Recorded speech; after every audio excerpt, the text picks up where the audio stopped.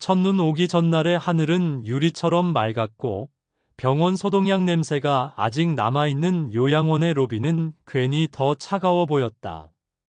장백호는 문지방에서 잠깐 멈춰 섰다. 유리문 너머로 겨울 햇빛이 마룻바닥까지 길게 스며들고 있었고 아들이 들고 온 여행 가방엔 네모난 나무 상자가 매달리듯 묶여 있었다. 상자 뚜껑 안쪽에는 오래전에 단추가 떨어져 나간 자국이 동그랗게 남아 있었다. 한 달만 체험처럼.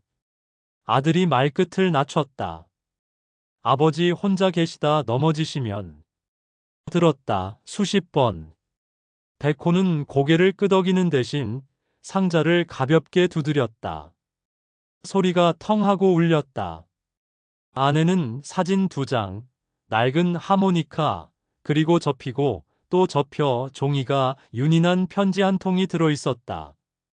수신인 이름만 누렇게 빛바랜 연필로 씌어 있다. 은주에게. 그는 그 종이를 더 안쪽으로 밀어 넣었다. 접수대 앞에서 간호사가 손목에 식별띠를 채워줬다. 흰 띠 위에 줄글 같은 글씨가 올라갔다. 장백호 78. 고혈압. 견과 알레르기. 띠가 손등을 스치자 순간적으로 차가웠다. 오전엔 적응 프로그램이 있어요. 도수 운동도 있고 오후에는 음악 치료사가 와요. 혹시 악기 다루신 적 있으세요? 간호사가 웃었다. 젊었을 때 조금. 그는 하모니카 얘기를 꺼내려다 그만뒀다. 그건 종종 마음을 흔들어 놓았다. 말이 새어나가면 손이 먼저 그 상자를 찾을 것이고, 그러면 밤이 길어졌다. 그는 말을 아끼는 법을 배운 지 오래였다. 2층으로 향하는 엘리베이터 앞에서 누군가와 살짝 부딪혔다. 세탁 수레가 삐걱 소리를 내며 밀려왔고, 파란 머플러가 수레 손잡이에 걸려 바닥에 미끄러졌다. 허리를 굽혀 그것을 주워든 손끝에 모직의 따뜻함이 남았다. 죄송합니다. 머플러의 주인이 고개를 숙여받았다. 회색 단발, 볼에 옅은 점이 하나. 그리고 목덜미가 환하게 드러나 있었다. 그의 눈에 먼저 들어온 건 얼굴도 점도 아니었다. 머플러 끝에 조그맣게 손바느질된 글자였다. 이제이. 스치듯 본 그 작은 글자의 모서리가 유난히 반듯했다. 여자는 그가 들여다본 것을 알아차렸는지 고개를 돌리며 짧게 웃었다. 이름이에요. 예전엔 다들 그런 걸 달고 다녔죠. 요즘도 달아요. 그는 생뚱맞게 말했다. 잃어버리면 못 찾으니까. 점심은 생각보다 성실했다. 현미밥, 연두부, 꽁치구이, 볶은 김치. 그는 젓가락을 들었다가 내려놓았다. 김치가 달았다. 단맛은 불안을 달래는 데 좋을지 몰라도 기억을 달게 만드는 데엔 좋지 않았다. 맞은편 테이블에서 조금 전에 여자가 조용히 식사를 하고 있었다. 식판 모서리에 머플러의 실밥이 한 올 걸려 있었다. 그녀의 손목엔 옥색이 옅게 흐른 팔찌가 있었고 팔찌 안쪽에 아주 미세한 금줄이 빛을 반사했다. 그는 딱 한 번, 아주 오래전 봄, 누군가의 손목에서 그런 빛을 본 기억이 났다. 그날 햇빛은 예외적으로 맑았고 강가의 돌다리는 비에 젖어 제 무늬를 진하게 드러냈다. 사람들은 다리를 건너며 조금씩 미끄러졌다. 그리고 그는 그 다리 한가운데서 어떤 소녀에게 첫 하모니카를 불어 보였다. 짧고 짧고 길게, 그런 순서로. 소녀는 그가 불어 올린 새 음을 받아 적었다. 종이에 아니라 눈으로, 웃음으로. 서로의 기억에 새겨졌다. 그는 밥숟가락을 다시 들었다. 도대체 몇십 년 전의 강가가 왜 지금 식당의 연두부 위로 떠오르는지 알 수 없었다. 오후 프로그램 시간, 거실엔 낡은 피아노가 밀려나 와 있었다. 버튼 하나가 살짝 빠진 리모컨 같은 느낌으로 피아노의 한 건반은 유난히 낮게 알았다. 젊은 음악 치료사가 이야기를 풀었다. 예전 노래를 들어보면요. 그때 나를 만나게 됩니다. 어떤 분은 노래 한 곡으로 젊은 시절의 주소를 기억해내셨죠. 모두들 어쩐지 재밌다는 표정으로 웃었다. 그는 구석에 앉아 팔짱을 꼈다. 누군가는 꿀처럼 달게, 누군가는 연탄처럼 뜨겁게 젊은 날을 회상한다. 그는 젊었다는 말 대신 그냥 오래 살았다는 말이 더 편했다. 오래 산 사람은 대체로 조용해졌다. 잘라냈다 붙인 흔적 같은 침묵이 몸에 익었다. 치료사가 요청곡 있으신 분? 하고 묻자 사람들은 찔레꽃 고향의 봄 같은 곡을 골랐다. 피아노는 그 노래들을 어긋난 톤으로 문질렀다. 피아노 틈새엔 먼지가 때처럼 붙어 있었다.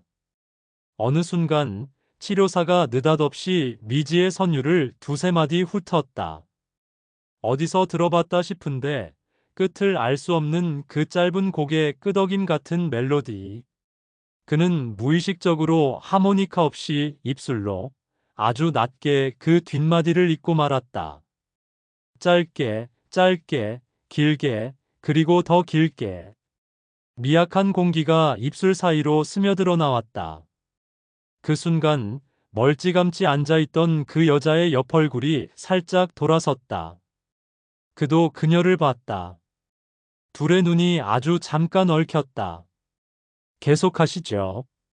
간호사가 들어와 커튼을 여는 바람에 빗줄기가 길게 바닥에 늘어졌고 순간이 끊겼다. 오후에 자원봉사자들이 들어왔다. 고등학생 둘, 대학생 하나.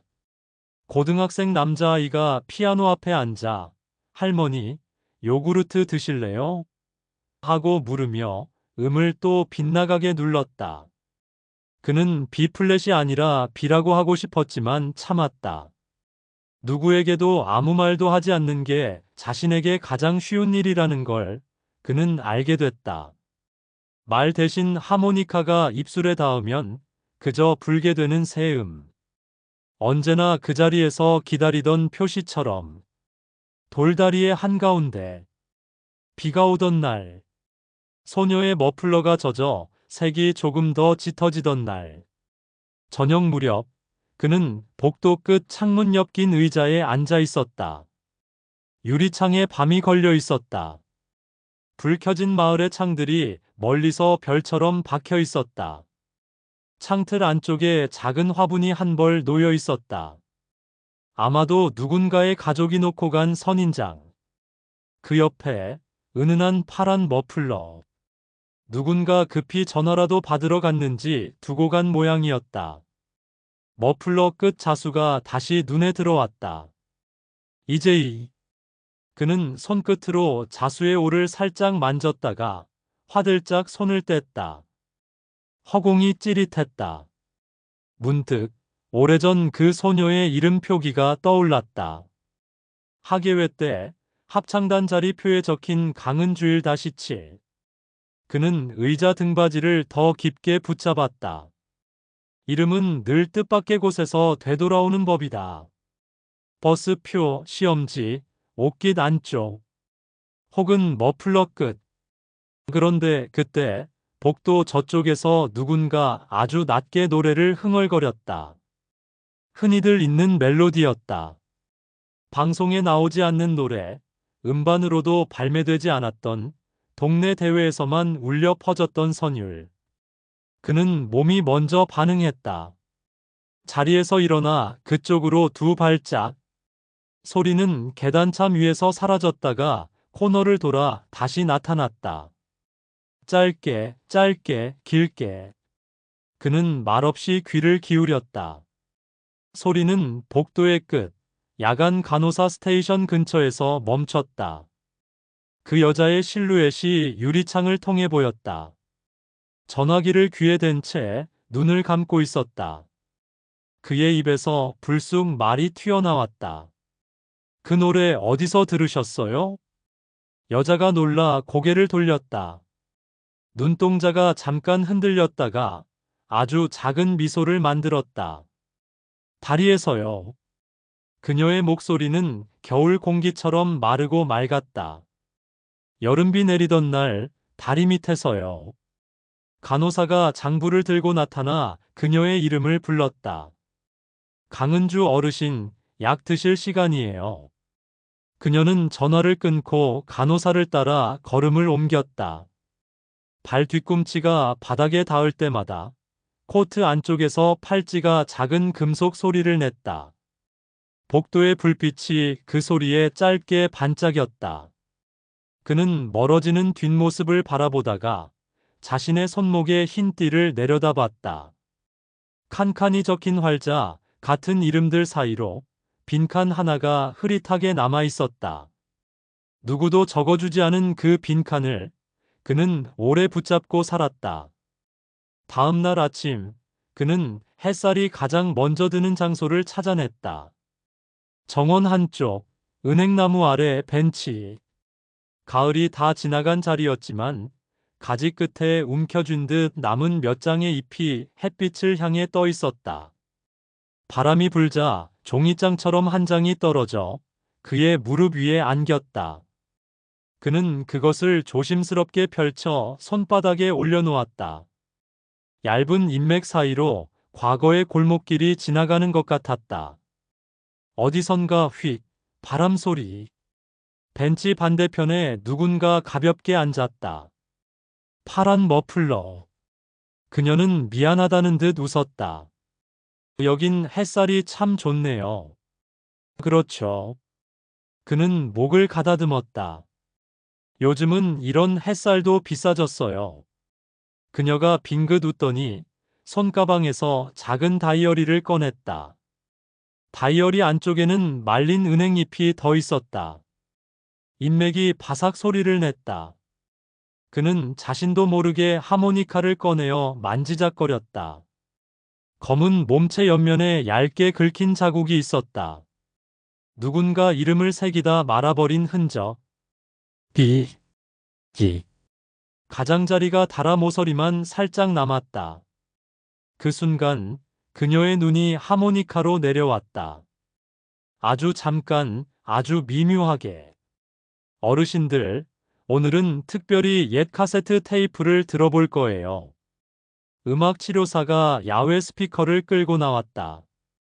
회색의 작은 카세트 플레이어는 모서리가 해졌고 투명 뚜껑 너머로 테이프가 보였다. 검은 띠 위에 누군가 볼펜으로 적어둔 글씨. 69년 11월 9일 대흥문화회관. 학생, 일반 연합. 글씨에 눌린 부분이 흘러내리듯 번져 있었다. 치료사는 웃었다. 어르신들 중 한 분께서 기증해 주신 건데요. 오늘 한번 들어볼까요? 그는 저도 모르게 허리를 세웠다. 그녀도 그렇다고 느꼈다. 두 사람 사이로 바람이 한 번 휘돌았다. 버튼이 눌리는 소리가 작게 났다. 칙 하고 테이프가 돌아가기 시작했다. 스피커에 잡음이 섞이며 낡은 우레탄 같은 소리가 흘렀다. 그리고 곧 멀고도 가까운 과거의 목소리가 스피커에서 번졌다. 제 23회 충청 음악 경연대회 연합 듀엣 부문 최우수상은. 말끝이 테이프 늘어짐에 씹혔다. 다시 다른 목소리가 들어왔다. 이번 무대는 자작곡입니다. 제목은 돌다리 왈츠. 누군가의 웃음이 관객석에서 퍼졌다. 그 순간 그의 손이 하모니카를 쥔 채 굳었다. 그녀의 숨이 아주 작게 멈췄다. 그 다음 무대 사회자의 목소리가 정확히 두 이름을 불러야 했으나 테이프가 그만 휘청이며 끊겼다. 상진상고 장, 대흥여고 한. 그의 귀에는 끊긴 이름이 오히려 선명했다. 장, 한. 그 두 글자가 골목 끝에 오래된 표지판처럼 불쑥 솟아올랐다. 삐걱 소리를 내며 테이프가 되감기는 동안 누군가의 그림자가 그들의 발끝을 덮었다. 아들이 그 작은 나무 상자를 들고 서 있었다. 아버지, 그 상자 어제 맡기고 가서요.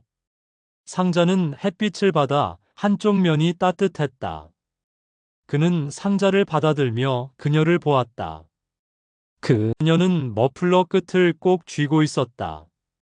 머플러 끝에 작은 자수가 손끝 아래로 말려 들어갔다가 다시 펴졌다. 그녀의 입술이 아주 조심스럽게 움직였다. 들리지 않을 만큼 작은 소리. 그러나 그는 분명하게 이해했다. 백호야. 입술 모양만으로 들리는 이름. 그의 이름이었다. 그 순간 스피커에서 다시 테이프가 이어졌다. 짧게, 짧게, 길게. 피아노가 어긋난 건반으로도 알아볼 수 있는 그 시작. 바람이 은행잎을 한 장 더 그의 무릎 위에 내려놓았다. 손끝이 떨렸다. 그는 상자의 뚜껑을 열려다가 그대로 멈췄다. 상자 안쪽에서 수십 년 전의 봄 냄새가 봉인된 채로 아직도 미미하게 올라오는 것 같았다. 누군가의 웃음, 누군가의 울음, 멀리서 들리는 누군가의 환기창 여닫는 소리 사이로 테이프의 선율이 다시 흐트러졌다. 사람들의 눈길은 음악 치료사에게, 스피커에, 그리고 그들 둘 사이에 교차했다. 아무 말도 하지 않아도 알아버린 눈빛들이 공간을 메웠다. 그는 오래 붙잡고 있던 침묵을 잠깐 내려놓았다. 그리고 아주 낮게, 하모니카 없이 입술로 첫 음을 다시 만들었다. 그녀가 그 다음 음을 받아 적었다. 종이에 아니라 눈으로, 웃음으로. 마치 아무 일도 없었다는 듯, 마치 50년이 채 지나지 않았다는 듯. 그때 요양원 현관 쪽에서 급히 들어온 소리가 들렸다. 원장과 누군가가 분주하게 대화하는 목소리였다. 이름이 오갔다. 강은주. 그는 뒤를 돌아보았다. 현관문을 막 들어선 중년의 여자가 숨을 몰아쉬며 오고 있었다. 옆에는 머리를 질끈 묶은 남자가 서 있었다. 여자의 손에는 문서철이 들려 있었고 남자의 목에는 카메라가 매달려 있었다. 여자는 주변을 둘러보다가 파란 머플러를 한 그녀를 보았다. 시간이 한 박자 늦게 가는 듯했다. 여자의 입술이 떨렸다. 어머니. 그녀는 자리에서 절로 일어났다. 그의 가슴 어딘가 오래 붙들어 메었던 그 빈칸이 아주 작게 삐걱 소리를 내며 움직이는 소리가 났다. 오래 닫아두었던 문이 안쪽에서부터 미세하게 열리는 듯했다. 그는 손바닥에 올려둔 은행잎을 조심히 접어 상자 속에 넣었다. 상자 뚜껑이 닫히는 소리가 마치 어디선가 오래 기다린 종이 한 번 울리는 소리처럼 또렷했다. 그리고 그는 아주 오래전의 이름을 스스로의 입으로 처음 내뱉었다. 은주야. 강은주의 이름을 처음 입술로 내뱉은 순간 장백호의 심장은 젊은 날처럼 거칠게 뛰었다. 그 이름이 공기 속에서 진동하는 동안 주변의 소리들은 희미해졌다. 간호사가 이름을 부르고 복도 끝에서 누군가 휠체어를 밀며 지나가는 소리조차도 먼 메아리처럼 들렸다. 은주는 그대로 굳어있더니 아주 서서히 고개를 돌렸다. 눈동자가 흔들렸다. 오랜 세월이 그려놓은 주름 사이로 젊은 날의 선명한 얼굴이 겹쳐졌다. 백호 씨? 목소리는 떨렸지만 분명했다. 그는 고개를 끄덕였다. 그래, 나야. 순간 그녀의 눈가에 눈물이 맺혔다. 그러나 곧 손등으로 눈물을 가리듯 닦고는 애써 담담한 표정을 지었다. 이럴 리가 없는데. 두 사람 사이에 묘한 침묵이 흘렀다. 너무 많은 세월이 흘러버려 한마디로는 다 채울 수 없는 공백. 그 공백이 벽처럼 서 있었지만 동시에 작은 균열이 생긴 듯했다. 은주는 조심스럽게 벤치에 앉았다. 손끝이 머플러 자수를 만지작거렸다. 백호는 상자를 무릎 위에 올린 채 마치 오래된 비밀을 들키는 듯 안절부절 못했다. 어떻게 여기까지? 은주가 먼저 입을 열었다. 아이들이 혼자 계시기 힘들다 해서. 잠깐 체험처럼. 백호가 대답했다. 은주는 미소를 지었다. 나도 비슷해요. 딸이 바쁘다 해서. 목소리에 섞인 쓸쓸함이 겨울 햇빛처럼 희미하게 스며들었다. 그때 정원 스피커에서 옛 노래가 흘러나왔다. 노을 지는 들길의 낡은 카세트에서 튀어나오는 소리는 기계음 같았지만 그 멜로디만큼은 두 사람의 가슴을 정면으로 파고들었다. 은주는 반사적으로 노랫말을 따라 부르려다 멈췄다. 백호 역시 하모니카를 꺼낼까 하다 손을 움켜쥐었다. 너무 선명해서 차마 입 밖으로 낼 수 없었다. 은주는 낮게 속삭였다. 그날 비가 오던 달이 기억나요? 백호의 손끝이 떨렸다. 바로 그 장면. 젊은 시절 폭우 속에서 다리 위에 서서 하모니카를 불던 소년, 그리고 파란 머플러를 한 소녀. 백호는 천천히 고개를 끄덕였다. 기억나. 난 평생 잊은 적 없어. 은주의 눈이 젖었다. 나도. 그런데 그 뒤로 목소리가 끊겼다. 마침 요양원 학생 봉사자들이 정원에 들어왔다. 웃으며 간식을 나누어 주고 작은 기타로 노래를 불렀다. 분위기가 흩어지듯 따뜻해졌지만 두 사람의 가슴 속에서는 오래된 상처가 벌어지고 있었다. 백호가 용기를 내 입을 열었다. 은주야, 그날 이후 널 찾으려 했어. 편지도 썼어. 하지만 주소가 바뀌고 이름이 바뀌고 결국 다 잃어버렸지. 은주는 놀란 눈으로 그를 바라봤다. 편지를 썼다고요? 그녀의 목소리는 떨렸지만 눈빛은 벼락처럼 번쩍였다. 나도 편지를 기다렸어요. 매일같이. 순간 두 사람의 시간은 다시 50년 전 그 강가로 돌아갔다. 그들이 잃어버린 것은 단순한 사랑이 아니었다. 서로의 인생의 큰 줄기를 놓쳐버린 것이었다. 그러나 은주는 갑자기 고개를 돌리며 말했다. 백호 씨, 그런데 이제 와서 우리가 다시 무슨 의미가 있겠어요? 그녀의 눈에는 눈물이 고였지만 동시에 오래된 벽처럼 굳은 체념이 담겨 있었다. 백호는 상자를 열었다. 안에서 접히고 또 접힌 편지가 나왔다. 은주에게. 백호는 떨리는 손으로 편지를 내밀었다. 난 아직도 여기 있어. 은주는 손끝을 뻗다 말고 주저앉은 듯 힘없이 웃었다. 정말 하늘은 잔인하네요. 왜 이제야? 그 순간 요양원 스피커에서 갑자기 삐걱거리는 소리가 나더니 테이프가 끊긴 듯 멈췄다. 정적이 흘렀다.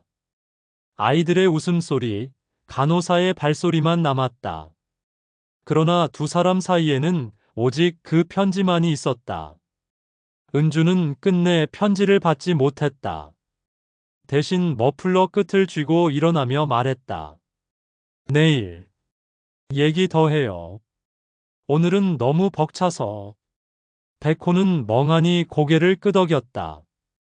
그녀의 뒷모습이 요양원 건물 안으로 사라지는 순간 그의 가슴 안에서 수십 년 묻어둔 감정이 무너져 내리고 있었다.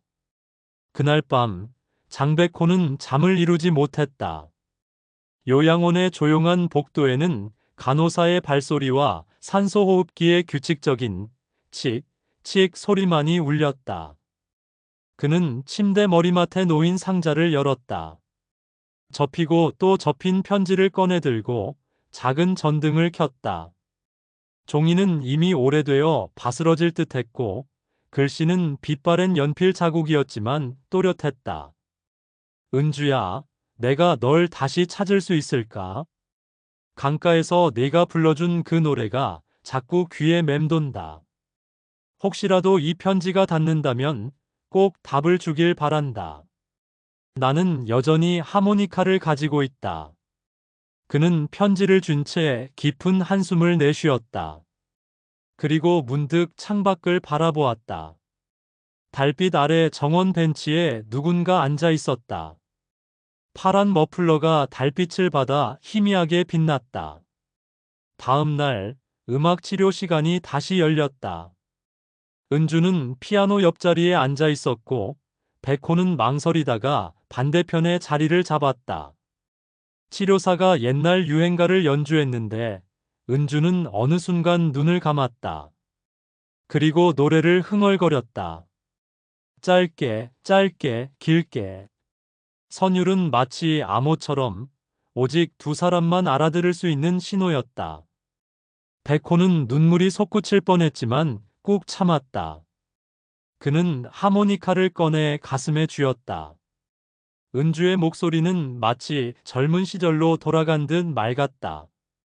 그날 저녁 두 사람은 정원 벤치에서 다시 마주 앉았다. 은주가 먼저 입을 열었다. 백호 씨, 사실 난 그날 이후 편지를 받지 못했어요. 백호는 깜짝 놀라며 말했다. 난 분명 보냈어. 몇 번이나. 그런데 은주의 얼굴이 굳었다. 우리 집은 갑자기 이사를 갔어요. 아버지가 전근을 가셨거든요. 그 사이에 주소도 바뀌고 우편물이 사라졌죠. 나는 기다렸는데 결국 오지 않았어요. 백호의 눈이 커졌다. 그럼 네가 날 모른 척한 게 아니었구나. 은주는 고개를 저으며 눈물을 흘렸다. 나도 똑같이 생각했어요. 백호 씨가 날 잊었다고. 두 사람은 말없이 서로를 바라봤다. 50년 동안 품어온 오해가 조금씩 풀려나갔다. 그러나 동시에 또 다른 의문이 생겨났다. 은주는 조용히 속삭였다.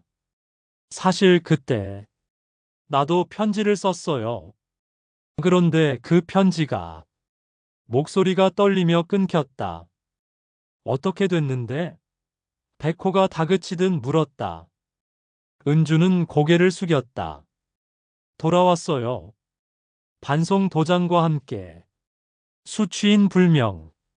그때 나는 믿었어요. 백호 씨가 날 떠난 거라고. 백호는 가슴을 움켜쥐었다. 그 반송 편지가 없었다면, 그 오해가 없었다면 두 사람의 인생은 전혀 다른 길을 걸었을 것이다. 그 순간 은주가 손수건을 꺼내 눈가를 닦았다. 손수건 구석에는 작은 자수가 새겨져 있었다. 이제이. 백호는 그 자수를 보자 눈앞이 흐려졌다. 그래. 그때도 내 물건에는 항상 내 이름이 있었지. 은주는 미소를 지으며 고개를 끄덕였다. 그건 나 자신을 잃지 않으려고 그랬던 거예요.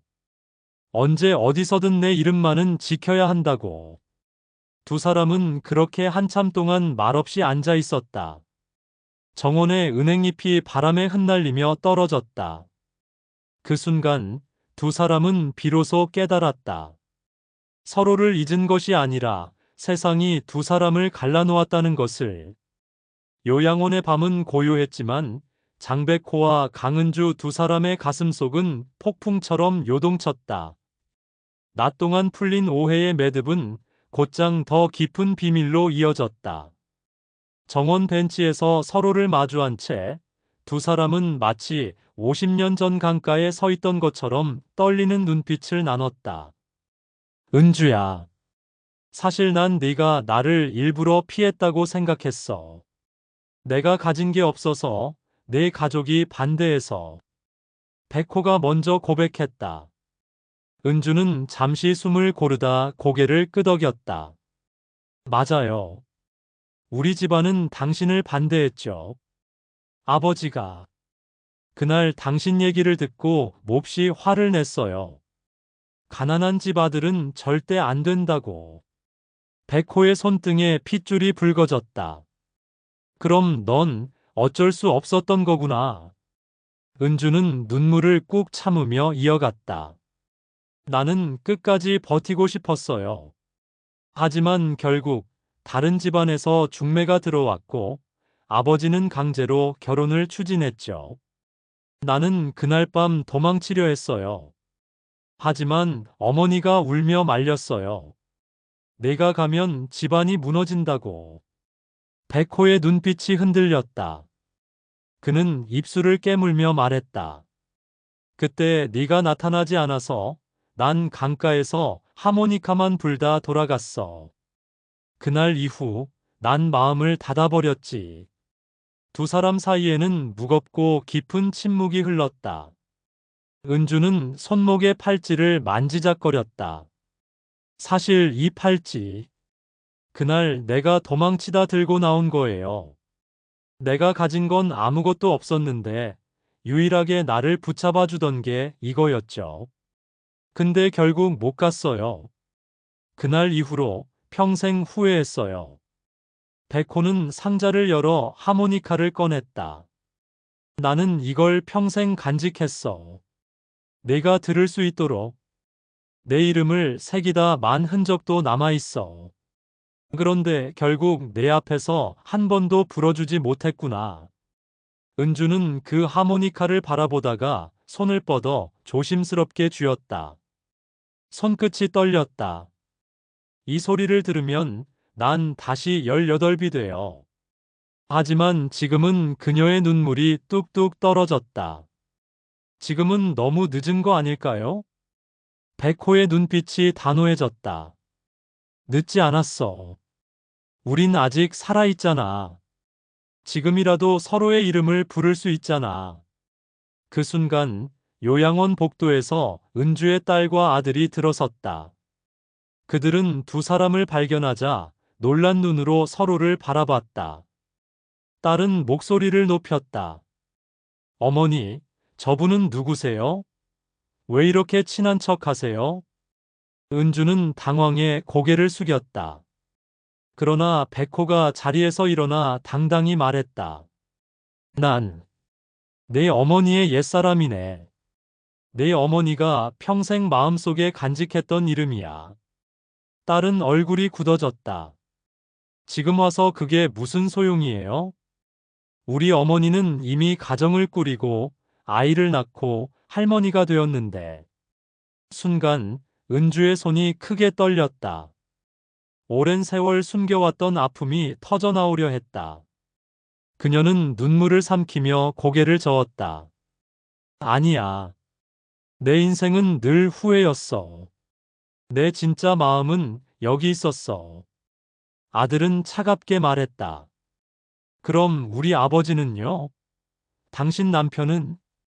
그분은 평생 어머니를 믿었는데. 그 말에 은주는 비통하게 울음을 터뜨렸다. 백호는 그 모습을 보며 가슴이 찢어졌다. 그는 한 걸음 나서며 말했다. 그분을 부정하겠다는 게 아니야. 하지만 이 사람의 가슴 속에는 지워지지 않은 이름이 있었다는 것뿐이네. 요양원 직원들이 상황을 지켜보며 숨을 죽였다. 간호사는 어쩔 줄 몰라 서 있었다. 그러나 결국 은주의 딸이 한숨을 내쉬며 말했다. 우린 이해할 수 없어요. 하지만 어머니가 원하신다면 저희가 막을 순 없겠죠. 은주는 고개를 떨군 채 흐느꼈다.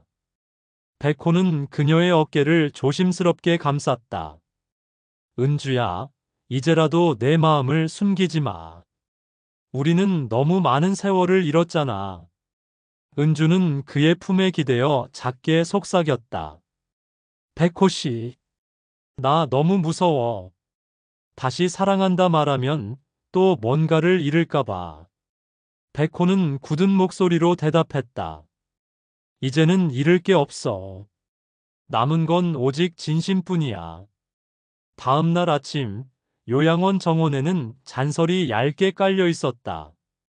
아이들이 자원봉사로 눈을 쓸며 웃음을 터뜨렸고, 간호사들은 따뜻한 차를 나누어 주었다.